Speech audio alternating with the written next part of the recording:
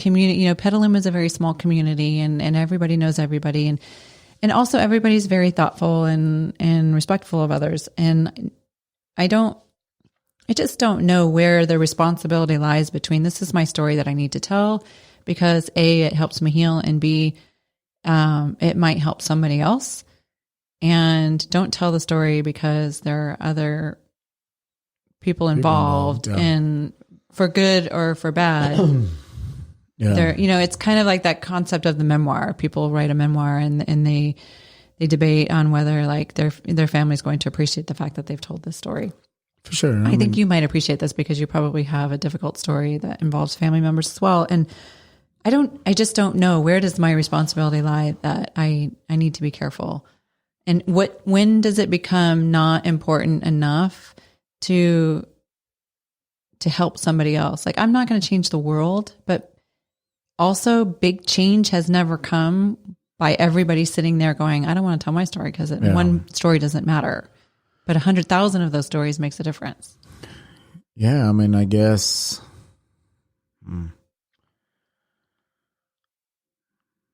Like I guess it's, I mean, I don't want to say what's more important, but you being able to tell the story, just one, like what does that do for yourself? And is it really something, that you think will help other people? Because I think when it comes to the other people, they're, of course people, people are who they are, and, they're not going to like certain things anyways. I mean, people don't like to see people happy, or if you're trying to help out all the time or blah, blah, blah. But yeah, I mean, I'm trying to be very self-aware, and it's easy for me to like hitch to the, what is that phrase? Hitch my post? No, it's hitch my rope to a post, whatever it is. Tie myself to this idea that me telling this story and empowers other people twofold, that they can tell their story and that they can relate, or there's other people who have been in their place and get it. And that's a big thing. And of course now in the, in some of these movements that we have going on, Me Too and others, in which people are like, you need to tell your story because people have to understand that this is a problem and whatever. Great. Is that just an excuse for me to tap into my ego, which in this particular case, the forum in which I would tell this story, as I mentioned, it's national. And I think, I totally want to grow my brand. I totally want to grow my podcast, all of this. And I want to make sure that I'm not tapping into that exposure to benefit in these other areas. Well, yeah, and I think that's what I was going to say, as far as like anybody else that hears it and might be involved or has some backlash, and as far as like thinking that you'll be selfish in telling it, where then all of a sudden it seems to take away why you would tell it. But again, like me asking, is this something that, can you tell this story to even just one person and feel good about it for yourself? Or is it so powerful you think like genuinely that if you tell this story on a platform that it can help out, because I just also kind of wonder, like, how big does that platform have to be, and like who's there? Is it going to be like a Tony Robbins kind of moment where like he's up there and he's helping people like change their lives and whatever and blah, blah, blah. And, because then even if you do get this praise, like what are you going to do with this praise, and what are you going to do with all this information? I mean, and now are you open to, like you're receiving emails and like texts and calls because people now want to know even more? I mean, so even on that side, so, like I don't want to like detour from like, you helping anybody out by any means, but even for yourself, like, is that going to be too much responsibility or more responsibility than maybe you even like thought about or would want? Right. And I think maybe it's just, I think it's picking the right platform, like when you're going to tell that story. So, I mean, is that story integral to you to the podcast taking off, or can that be saved for when you get onto the Ellen DeGeneres show? You know what I mean? For sure, I would rather not tell it on the Ellen show. I mean, shit. I mean, you would definitely, you got a lot of people touched then. You got Ellen. I mean, it does go back to this idea, what we talked about earlier, is like, you're always worried about everybody else. Yeah. To your own detriment. And sometimes there are people that you shouldn't worry about. Like, yeah.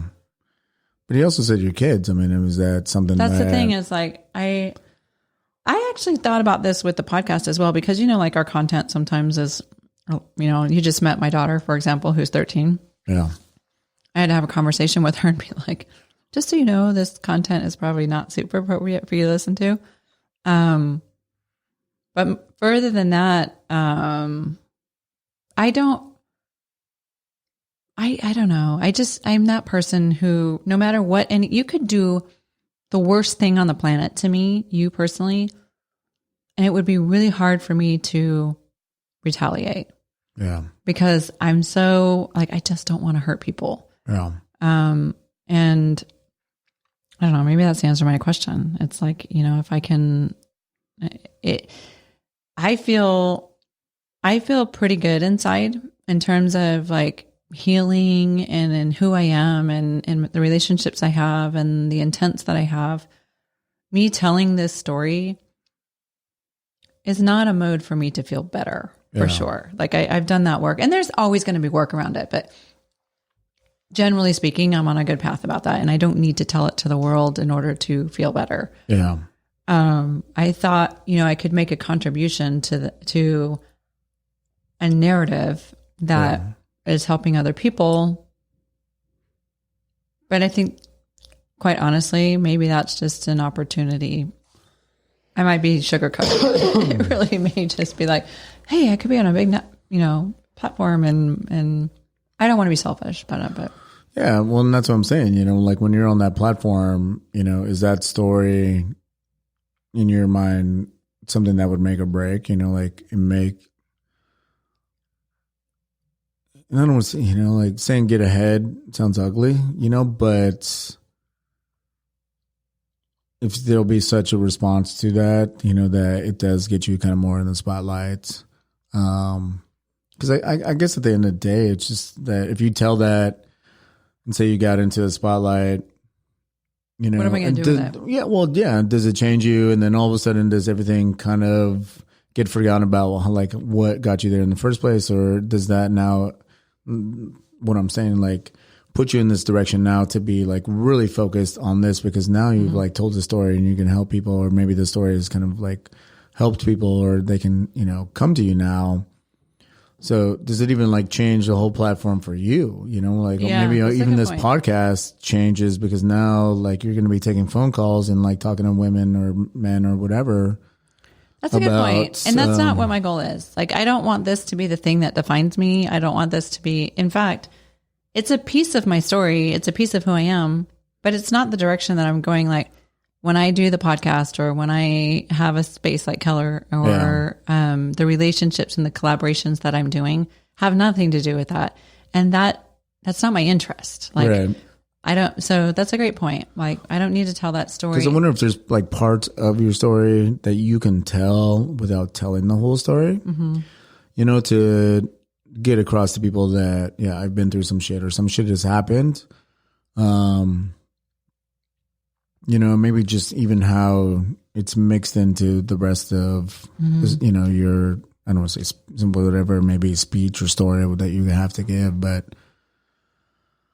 where it's kind of slid in there and people know, it's like, I think people, definitely want to be inspired. People always want to be inspired, and like if, there's certain things that kind of like touch them emotionally and they can relate, those are going to be kind of those things, but yeah, I don't know. If it feels like it's really fucking time, then I'd say, then go for it. But, like if there's still some questions, then maybe it isn't time yet for that particular platform, you know? Yeah, that's a good point. It's definitely not time. I mean, for me, it doesn't matter, but it's probably not time for the other parties involved. So, all right, we'll table that. I feel good about that. Yeah, although it just like it definitely doesn't move me forward creatively in the sense of the things that I want to achieve. Like that little bit of the narrative is part of who I am, but it has nothing to do with where I want to go. So and I think, man, I don't know. I mean, I'm saying having this opportunity to go to New York and really kind of see what it is, and maybe even have like a time, day, or more information to really kind of fill it out and like know what you can say or do. Because I mean, think about it in another way too, where it's like, man, what if things really do go well and like do take off, and you can get yourself to be, in a certain position, without having to tell that story right then and there, but maybe once you're at that position and then like more needs to come out, then it's like, then you like let that story go out, and, and then it just kind of adds more, and people will get to, because I think there's almost always that timing and like in having people get to really know who you are. Right. I definitely don't want it to be the thing that defines me, for sure. Yeah, because I mean, honestly, like, I don't know. I can't say this for true, but you tell that, and then that's that. Does this all of a sudden become your defining moment? And then what happened? Like you say, even you do kind of like get a few hits, and you get to kind of like boost up the podcast a little bit more. Then what? Like even for yourself, maybe, like, okay, well, I had that. That's my defining moment, and blah, blah, blah. Like, hopefully it excels you into more of a better position, but are people going to want more of this pain, or like, yeah, that's the thing. That's the story they're going to want to keep hearing. And it's not necessarily a story that I don't want to swim in it. I don't like go on Good Day America and have to tell it. You can go on fucking Ellen and tell it. I love the confidence that you have in me. Hey, I'm like, she's going on the Ellen show. Well, I mean, no, I think that's me, because like for the longest time I always wanted to be on Oprah, Yeah. And I was like, I want to be on Oprah, and I want to write a book that's on the Oprah Book Club, and now I think it's Reese Witherspoon. I just read 2 books on the Reese. I didn't know she had a book thing, but they were, so I went for the longest time and didn't read fiction. I don't know why, because fiction has always been a thing for me. And I just read 2 books. One of them I discovered because it was on Reese's book, Reese Witherspoon. Yeah. @ Reese. How do you say that? Reese Witherspoon. Pieces. Anyway, about Cuba. And it's historical fiction. In fact, it's probably more fiction than historical fiction, but there's a lot of like the history of Cuba. And I was fascinated, and I blew through the book. Right. And I got the sequel. Yeah.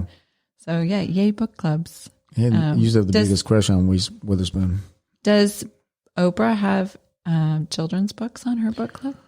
I don't know, because I did always think about just writing a novel anyways, and like a movie, like there's so many things. Like if I had actually done a lot of these things or figured out how to do them, like, yeah, like. You sure Sal wouldn't be on my podcast? Yeah.